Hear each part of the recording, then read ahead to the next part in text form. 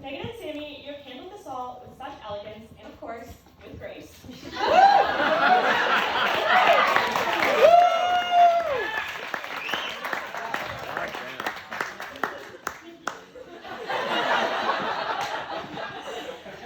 was a long road leading up to today, but I can truly say I have never seen a more beautiful bride. And I'm not just saying that because you look like twins. You probably have all confused us at some point. Even Sammy has. Wait, what?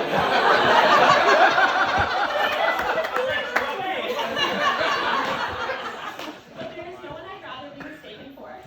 Because if people think I'm half as beautiful or half as kind as you, I consider myself lucky.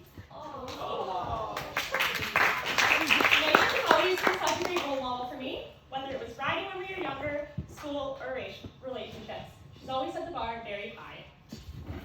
Everything Megan did, I had to do, and I had to try to do it better. Every little sister wants to be just like their big sister, but more importantly, they want to be liked by their big sister.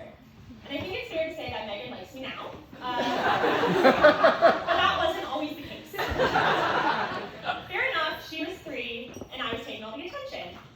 My mom would always tell this story, that once when my mom was feeding me, Megan said, "If you don't put that baby down, I'm going to knock it out of your arms and put it back in its crib." My dad was a little bit concerned at this behavior, but my mom thought it was great because she was going to put it back in my crib. As we grew up, her dislike for me slowly started to fade, and she started to play with me more. One game that we used to play together was Assistant, where I would be Megan's personal assistant. Which basically just meant me being her servant. I would do anything and everything for her, but I had a pretend phone and a briefcase, so that made me an assistant. So when Megan asked me to be her maid of honor, I was so excited, but little did I know that it was the same game of assistant, but with me.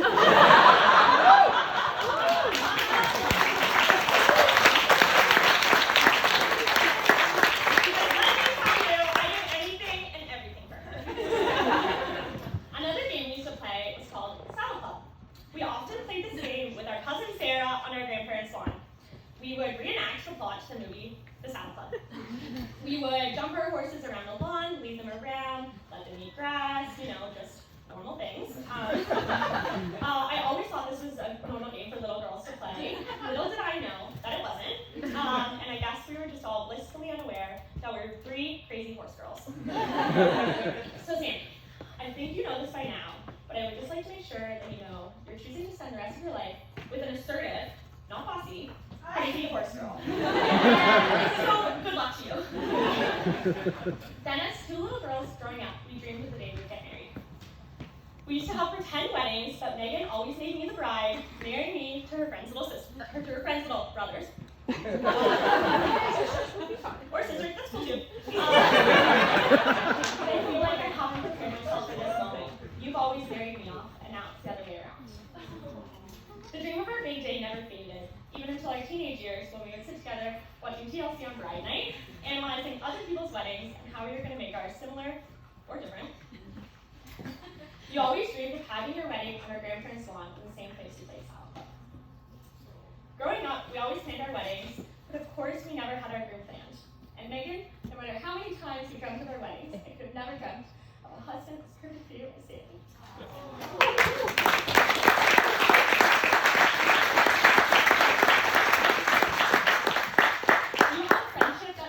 Into a relationship, and although we were young, I knew it from the start.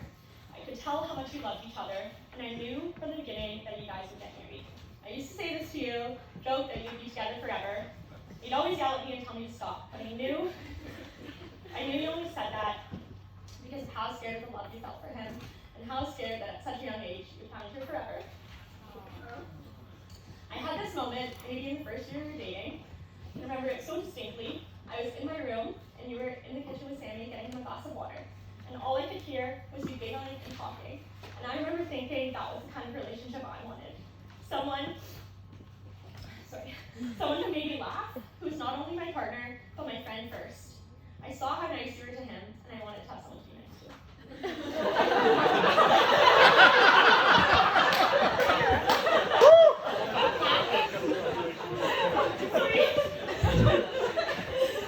Laughter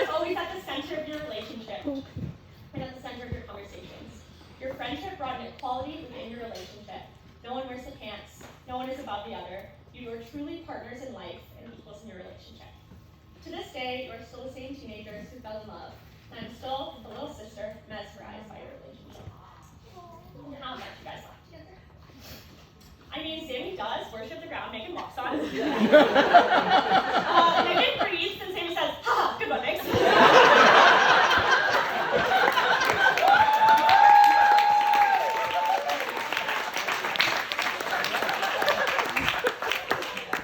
Smart guy.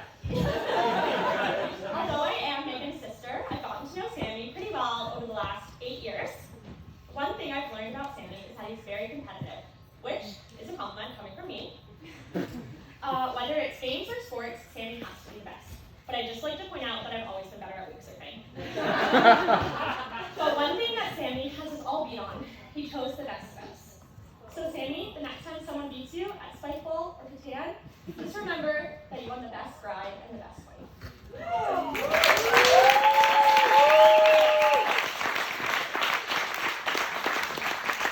I used to feel threatened by Sammy and jealous that he was taking all of Megan's attention.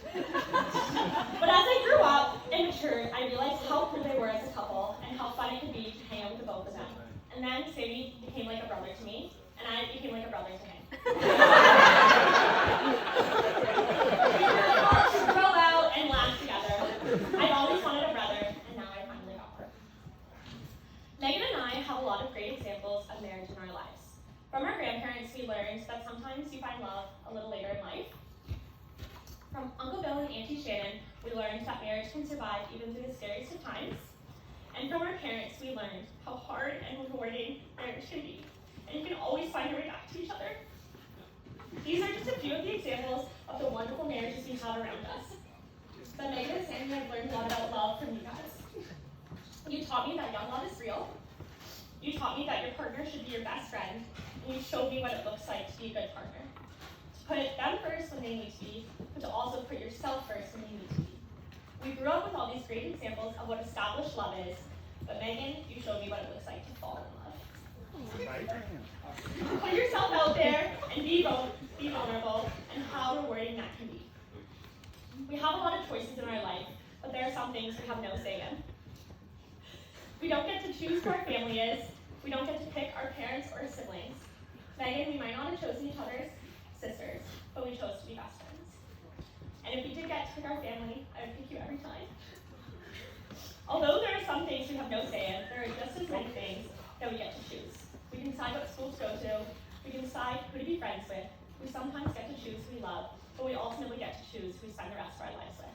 And Megan and Sammy, you made a great choice.